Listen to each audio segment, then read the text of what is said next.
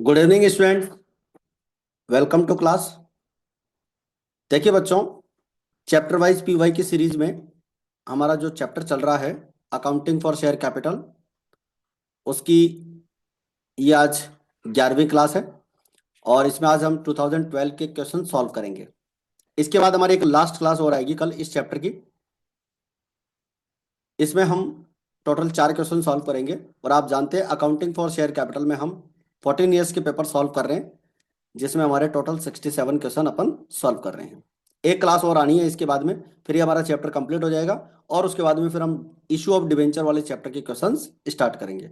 बिल्कुल आपको इसी टाइम पर 8 बजे ये रेगुलर क्लासेस मिलेंगी, आप इनका रिवीजन करते रहेंगे। तो चलिए स्टार्ट करते हैं आज की क्लास। देखिए बच्चों, आज की क्लास में पहला क्वेश्चन है और ये भी एक इंपॉर्टेंट क्वेश्चन है। What is the maximum amount of discount which may be allowed on री इशू ऑफ शेयर्स। ठीक है, what is the maximum amount of discount. तो मैक्सिमम डिस्काउंट कितना दे सकते हैं अपन शेयर्स पे री इशू करते समय। ठीक है, शेयर्स को जब अपन री इशू करते हैं तो मैक्सिमम डिस्काउंट कितना देते हैं। तो यहाँ पर ये क्वेश्चन एक बार पहले भी आ चुका है आपका। व्हेन फॉरफिटेड शेयर्स आर री issued at a discount, the maximum amount of discount is the amount received on forfeited shares. यानी फॉरफिटेड शेयर्स पे जो अमाउंट रिसीव्ड हो चुका है वही हम यहाँ पर क्या करेंगे, डिस्काउंट दे सकते हैं। तो मैक्सिमम जो डिस्काउंट है हमारा वो रिसीव्ड अमाउंट होता है। फॉरफिटेड शेयर्स पर जो अमाउंट हमने रिसीव्ड किया है वही उसी का अपन डिस्काउंट दे सकते हैं। ठीक है, देखिए जैसे मान लो मैं आपको बताऊं कि 5,000 रुपीज के टोटल शेयर से जो हमने फॉरफिचर किए हैं, जिसमें से 1,000 रुपीज रिसीव्ड नहीं हुआ था, तो हमने 4,000 रुपीज रिसीव्ड कर लिया था। ठीक है, और शेयर्स फॉरफीचर हो गए थे। तो जो 4,000 रुपये अपन ने मैक्सिमम फॉरफीचर किया है, इसका अपन क्या कर सकते हैं, डिस्काउंट दे सकते हैं। यानी कि 5,000 के शेयर्स को मैक्सिमम 4,000 रुपये के लॉस पर अपन बेच सकते हैं, इससे ज्यादा लॉस नहीं कर सकते अपन। यह था हमारा पहला क्वेश्चन। अब देखते हैं हमारा दूसरा क्वेश्चन। देखिए, सेकंड क्वेश्चन आपका कहता है कि Ram and company purchase machinery from Mona and company for 4 lakh rupees. ठीक है, राम एंड कंपनी ने मोना एंड कंपनी से 4 लाख रुपए की मशीन परचेज की है। A sum of 1,75,000 was paid by bank draft. यानी कि 1,75,000 जो है बैंक ड्राफ्ट से पेमेंट हुआ है और बैलेंस जो है वो ड्यू है। उसके लिए राम एंड कंपनी ने इक्विटी शेयर्स 10 रुपीज वाले और 20% प्रीमियम पर इशू किए हैं। ठीक है, 20% प्रीमियम पर इशू किए हैं अपन ने शेयर्स, बाकी रिमेनिंग अमाउंट के लिए। तो एंट्री करते हैं अपन राम एंड कंपनी के बुक्स में। तो याद रखें, जो परचेजिंग कंपनी होती है उसकी अपन जर्नल एंट्री करते हैं। तो देखिए, सबसे पहली entry, machine account debit to Mona and company account 4 lakh rupees. ठीक है, 4 लाख रुपीज की अपन ने मशीन परचेज की है। तो पहली एंट्री हमारी बहुत सिंपल है। यहाँ पर जो रूल आपको फॉलो होता है, व्हाट कम्स इन डेबिट और गिवर विल बी क्रेडिट। तो मशीन अकाउंट डेबिट और Mona and company account credit. इसके बाद में Mona and company account debit 1,75,000 to bank account 1,75,000। यानी कि अपन ने जो है 1,75,000 का पेमेंट बैंक से कर दिया है, चेक से। बाकी रिमेनिंग अमाउंट जो है आपका 2,25,000, आप इस 4 लाख में से 1,75,000 माइनस कर लीजिए। तो जैसे आप माइनस करेंगे तो ये आ जाएगा आपका 2,25,000। ठीक है, तो 2,25,000 के अपन क्या कर रहे हैं, शेयर्स इशू करेंगे। और आपको पता है 2,25,000 के अपन जब शेयर्स इशू करेंगे तो एक शेयर की वैल्यू 12 रुपीज है। 10 रुपए का शेयर है और 20% प्रीमियम पर अपन इशू कर रहे हैं। तो 10 रुपीज का 20% 2 रुपीज होता है। तो एक शेयर की वैल्यू हो गई 12 रुपीज। ठीक है, तो 2,25,000 में 12 का डिवाइड करेंगे, नंबर ऑफ शेयर्स आ जाएंगे 18,750। तो 18,750 शेयर्स अपन यहाँ पर इशू करेंगे। तो Mona and company account debit कर लेंगे और equity share capital account credit करेंगे। 18,750 मल्टीप्लाई 10, तो ये हो जाएगा 1,87,500। सिक्योरिटी प्रीमियम रिजर्व अकाउंट आ जाएगा 18,750 मल्टीप्लाई 2, क्योंकि 2 रुपीज का यहाँ पर अपन प्रीमियम दे रहे हैं, तो 37,500। इसको अगर आप टोटल करते हैं तो 225 आ जाता है। तो ये था हमारा क्वेश्चन नंबर 2। और आई थिंक आपने क्वेश्चन नंबर 2 अच्छे से क्लियर कर लिया है। और बच्चों याद रखना, इस टाइप का जो क्वेश्चन है डिबेंचर्स वाले चैप्टर में भी इंपॉर्टेंट होता है। और इस टॉपिक को आप जो है, जो कमिंग एग्जाम है आपका 8 मार्च को अकाउंट्स का पेपर है, उसके लिए आप वेरी वेरी इंपॉर्टेंट टिक कर लेना इस क्वेश्चन को, क्योंकि इस टाइप का क्वेश्चन एग्जाम में 101% आता है। ठीक है, इस बात को आप ध्यान रखना। चलिए इसके बाद में लेते हैं नेक्स्ट क्वेश्चन। शिव लिमिटेड ने जो है 10 रुपीज वाले 40,000 शेयर्स इशू किए हैं, और एप्लीकेशन जो है 2 रुपीज की है 1 जून को, 3 रुपीज अलॉटमेंट पर है 1 अगस्त को, और 3 रुपीज फर्स्ट कॉल पर है 1 अक्टूबर को, और 2 रुपीज है फाइनल कॉल के 1 दिसंबर को। एक शेयर होल्डर है ओम, उसने 4,000 शेयर्स उसको अलॉट किए हैं। उसने सेकंड कॉल के साथ इंटरेस्ट इंक्लूडिंग इंटरेस्ट, अलॉटमेंट और फर्स्ट कॉल का पेमेंट कर दिया। ठीक है, इंपॉर्टेंट क्वेश्चन है, ध्यान रखना। और आपको एकमात्र ऐसा क्वेश्चन मिलेगा जो कॉल्स इन एरियर का क्वेश्चन हो, जिसपे इंटरेस्ट भी लगाया गया हो। ठीक है, तो इस क्वेश्चन को ध्यान से सुनेंगे।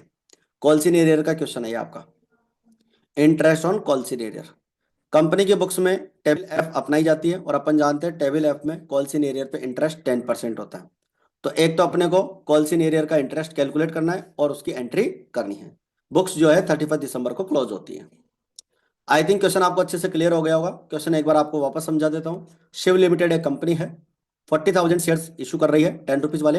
एप्लीकेशन उसकी 2 रुपीज की है 1 जून को, अलॉटमेंट है उसका 3 रुपीज का 1 अगस्त को, और फर्स्ट कॉल है 1 अक्टूबर को 3 रुपीज की, और फाइनल कॉल है 2 रुपीज की 1 दिसंबर को। 4,000 शेयर्स थे, उसने अलॉटमेंट का अमाउंट जो है और फर्स्ट कॉल का अमाउंट है इंक्लूडिंग इंटरेस्ट सेकंड कॉल के साथ दिया है। ठीक है, तो एक शेयर होल्डर है, 4,000 शेयर्स पर उसने क्या किया था, एक तो अलॉटमेंट का पैसा नहीं दिया था और एक फर्स्ट कॉल का पैसा नहीं दिया था। दोनों अमाउंट जो है उसने सेकंड कॉल के टाइम पर पे कर दिया। तो यहाँ पर टेबल एफ के अकॉर्डिंग अपने को इंटरेस्ट लगाना है। तो देखिए सबसे पहले इंटरेस्ट कैलकुलेट कर ले, ध्यान से सुनिएगा इंटरेस्ट का कैलकुलेशन। तो calculation of interest on calls in arrear, ये तो हो गई हमारे आंसर की हेडिंग। तो पहला पॉइंट हो जाएगा interest on allotment money. Allotment money पे निकालेंगे। देखो अलॉटमेंट कब ड्यू हुआ था, अलॉटमेंट ड्यू हुआ था हमारा 1 अगस्त को। ठीक है, अलॉटमेंट ड्यू हुआ था 1 अगस्त को, और पैसा कब आ रहा है, सेकंड कॉल 1 दिसंबर को। ठीक है, तो 1 अगस्त से 1 दिसंबर तक 4 मंथ होते हैं। ठीक है, अगस्त सितंबर अक्टूबर और नवंबर, दिसंबर काउंट मत करना क्योंकि दिसंबर फर्स्ट है। तो यहां तक 4 महीने हो गए, तो 4 महीने का इंटरेस्ट कैलकुलेट करेंगे। टोटल अमाउंट था, नंबर ऑफ शेयर थे 4,000, और जो आपकी अलॉटमेंट मनी थी वो थी 3 रुपीज की। तो अलॉटमेंट मनी से मल्टीप्लाई करेंगे, टोटल अमाउंट होता है 12,000 रुपए, 10% इंटरेस्ट लगेगा, 4 महीने का निकालना है, ये हो जाएगा 400 रुपए। ठीक है, तो 400 रुपए का अमाउंट अलॉटमेंट का निकल के आ जाएगा। फर्स्ट कॉल की अगर बात करें तो फर्स्ट कॉल आपकी 1 अक्टूबर को अपन ने मांगी थी। देखो फर्स्ट कॉल मांगी थी 1 अक्टूबर को, और इसका पैसा रिसीव्ड हुआ 1 दिसंबर को, यानी कि आफ्टर 2 मंथ। तो 2 महीने का यहाँ पर इंटरेस्ट लगेगा, तो 12,000 का 10%, 2 महीने का 200 रुपए। तो टोटल इंटरेस्ट हो गया हमारा 600 रुपए। 400 रुपए तो हो गया 4 महीने का, और 200 रुपए हो गया 2 महीने का। तो टोटल इंटरेस्ट 600 रुपए। इंटरेस्ट की एंट्री एक साथ करेंगे, bank account debit to interest on calls in arrear account 600 रुपए। ठीक है, अच्छा ये जो एंट्री बनेगी ये 1 अक्टूबर को बनेगी, जिस डेट पर पैसा आ रहा है, सॉरी 1 दिसंबर को एंट्री बनेगी, दिसंबर फर्स्ट को। ये ध्यान रखना, डेट लिखना है इसमें आप। 1 दिसंबर को इंटरेस्ट रिसीव्ड होगा, पहले उसकी entry bank account debit interest on calls in arrear account, और interest on calls in arrear account debit to statement of P and L account. क्योंकि ये जो इंटरेस्ट है यहाँ पर जो रिसीव्ड हुआ है कंपनी को, ये कंपनी की क्या है, इनकम है, और इस इनकम को अपन statement of P and L में ट्रांसफर कर देंगे। क्लियर बच्चों, तो 600 रुपए का इंटरेस्ट यहाँ पर ट्रांसफर हो जाएगा। अच्छा एक बात ध्यान रखना, आप लोगों की आदत क्या होती है, क्वेश्चन पूरा पढ़ते नहीं हो, और स्टार्टिंग में आप क्वेश्चन को देख लेते हो और वहीं से आप स्टार्टिंग की सारी एंट्री करना शुरू कर देते हो। जबकि क्वेश्चन के अंदर आप लास्ट में देखेंगे तो आपसे सिर्फ इंटरेस्ट की कैलकुलेशन पूछी थी, और इंटरेस्ट की 2 एंट्री पूछी है अपन से। ठीक है, तो एक बात ध्यान रखना, क्वेश्चन को ध्यान से पढ़कर सॉल्व करना है। ठीक, चलिए, तो ये हमारा क्वेश्चन नंबर यहाँ पर 4 कंप्लीट होता है, सॉरी 3 क्वेश्चन कंप्लीट होता है। अब क्वेश्चन नंबर 4 की बात करें। Kishore Limited issued prospectus inviting applications for 5,000 equity shares. एक कंपनी है किशोर लिमिटेड, 5,000 शेयर्स इशू कर रहे हैं 100 रुपीज वाले 20% प्रीमियम पर। Payments are payable in the 3 instalments 40 rupees each. देखो ध्यान से सुनना इस चीज को, यहाँ पर 20% प्रीमियम पर इशू कर रहे हैं और 4 इंस्टॉलमेंट है 40-40 रुपए की। एप्लीकेशन है 40 रुपए की, अलॉटमेंट है 40 रुपए की, और फर्स्ट कॉल भी है 40 रुपए की, यानी 120 रुपए अपन इश्यू कर रहे हैं। देखो allotment, first call and final call respectively. तो इंस्टॉलमेंट हमारे पास में 3 है, एक तो है एप्लीकेशन, एक अलॉटमेंट और एक first and final call. Premium जो है वो एप्लीकेशन के साथ है, ये क्वेश्चन में क्लियर लिखा हुआ है। प्रीमियम जो है एप्लीकेशन के साथ हो तो एप्लीकेशन का इंस्टॉलमेंट हो गया 20+20। अगर ये लाइन नहीं लिखी होती कि प्रीमियम एप्लीकेशन के साथ है तो फिर हम उसको अलॉटमेंट पे मानते, ये ध्यान रखना। किस पे मानते हैं? अलॉटमेंट पे, क्योंकि इंफॉर्मेशन अगर नहीं दे रखी हो तो प्रीमियम का अमाउंट अलॉटमेंट पे माना जाता है। अदरवाइज क्वेश्चन में जिस इंस्टॉलमेंट के साथ प्रीमियम बोला गया हो अपने को उस इंस्टॉलमेंट के साथ प्रीमियम कैलकुलेट करना है। Applications are received for 10,000 shares. देखो ओवर सब्सक्रिप्शन का क्वेश्चन है, 5,000 इक्विटी शेयर्स अपने को इशू करने थे और 10,000 की एप्लीकेशन आ रही है। Allotment was made pro rata to all applicants. All applicants को अपन ने जो है प्रो रेटा बेसिस पे शेयर्स इशू कर दिए हैं। Rajesh paid only application money on 100 shares. Rajesh एक शेयर होल्डर है, उसने 100 शेयर्स पर एप्लीकेशन मनी का ही पेमेंट किया है। And balance money was received on due date. बाकी जो पैसा है अदर शेयर होल्डर्स का वो पूरा रिसीव्ड हो गया। Rajesh shares were forfeited. Rajesh के शेयर्स हम फॉरफिचर कर लेंगे। These shares were reissued to Sohan at 40 rupees per share. ठीक है, 100 रुपीज का शेयर है और 40 रुपीज में क्या कर लेंगे अपन, इसको इशू कर लेंगे। एक्सेस एप्लीकेशन मनी अलॉटमेंट पर एडजस्ट करेंगे और जनरल एंट्री करनी है। उस टाइम पर ये क्वेश्चन 6 मार्क्स का आया था। ठीक है, तो चलिए स्टार्ट करते हैं इसकी जनरल एंट्री। सबसे पहली entry, bank account debit to equity share application account. 10,000 shares की एप्लीकेशन आई है 10 रुपीज के अकॉर्डिंग 4 लाख। दूसरी entry, equity share application account debit 4 lakh, equity share capital account 5,000 multiply 20।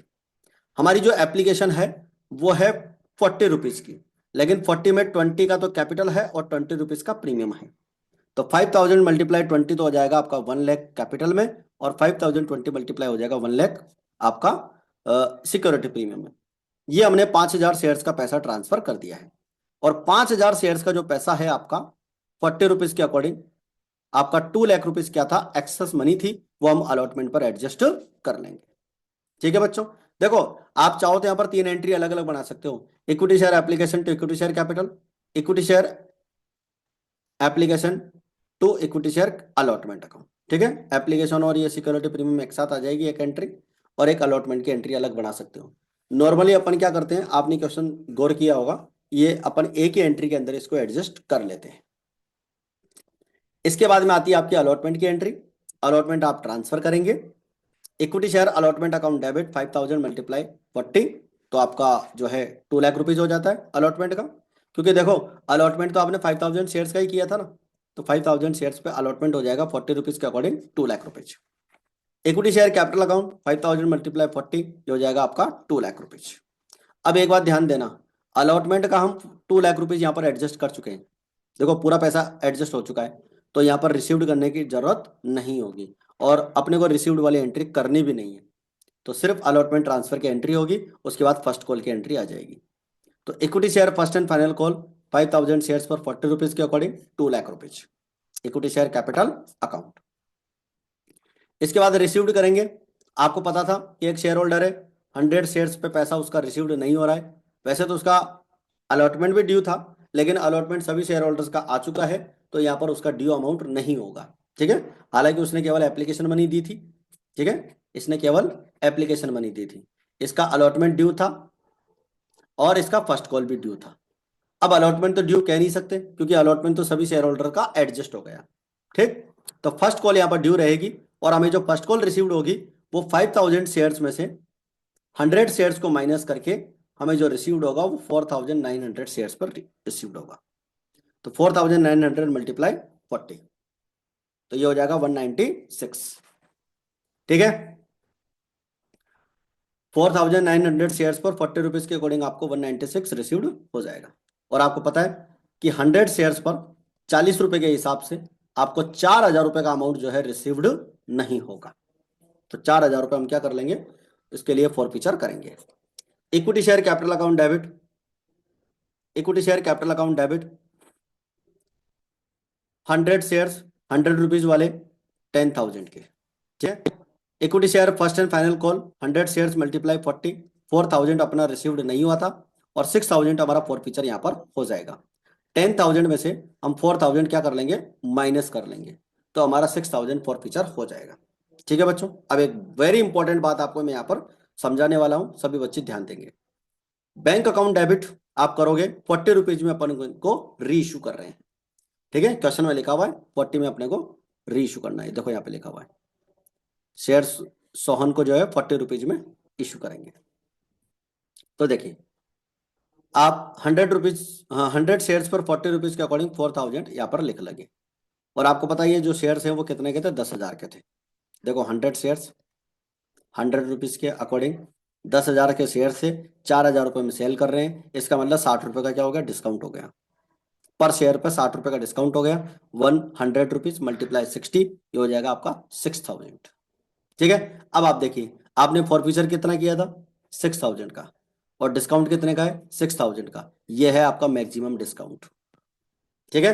तो कई बार क्वेश्चन में डायरेक्ट 40 रुपीज ना लिखकर वो ऐसे भी लिख सकता है मैक्सिमम डिस्काउंट पर री इशू कर दिए शेयर्स। तो मैक्सिमम डिस्काउंट का मतलब है जितना आपने फॉरफीचर किया है अमाउंट उसका अपने को डिस्काउंट देना है, और बाकी जितने के शेयर्स हैं उसमें से डिस्काउंट माइनस करके बाकी का बैंक अकाउंट में आ जाएगा। ठीक है, तो ये आपको ध्यान रखना है। तो यहाँ पर हमारे पास कोई अमाउंट बचा नहीं है जिसे हम कैपिटल रिजर्व में ट्रांसफर करें, तो यहाँ पर ये हमारा क्वेश्चन भी कंप्लीट हो जाता है। ठीक है बच्चों, तो इसी के साथ अपना आज की ये जो क्लास है ये भी कंप्लीट होती है, और इनको आप अच्छे से रिवाइज करें। चैनल अगर आपने सब्सक्राइब नहीं किया हो तो चैनल को आप सब्सक्राइब करें। ठीक है, ये हमारे टेलीग्राम चैनल का लिंक है, ये व्हाट्सअप का है और ये इंस्टाग्राम का है। और चैनल को सब्सक्राइब करके आप जो है ये बेल आइकन बटन जरूर प्रेस करें, ताकि नेक्स्ट वीडियो जो भी आपको मिलेगा वो उसका नोटिफिकेशन आपको सबसे पहले मिल जाएगा। देखो बच्चों, अपनी जो क्लास चलेगी अकाउंटेंसी की वो 8 मार्च तक चलने वाली है, आप ध्यान रखना। इसके बाद में आपको 3 अप्रैल को बीएसटी का पेपर है, और उससे पहले 18 मार्च को इकोनॉमिक्स का पेपर है। तो अपन इकोनॉमिक्स की भी पीवाई की सीरीज लेकर आएंगे और उसको भी आप अच्छे से सॉल्व कर पाएंगे। और बीएसटी की जो है वो भी अपन लेकर आएंगे, और वो हमारी जो है ये अकाउंटेंसी की जैसे ही पूरी हो जाएगी उसके बाद में अपन इकोनॉमिक्स की और बीएसटी के दोनों साथ साथ चलाएंगे।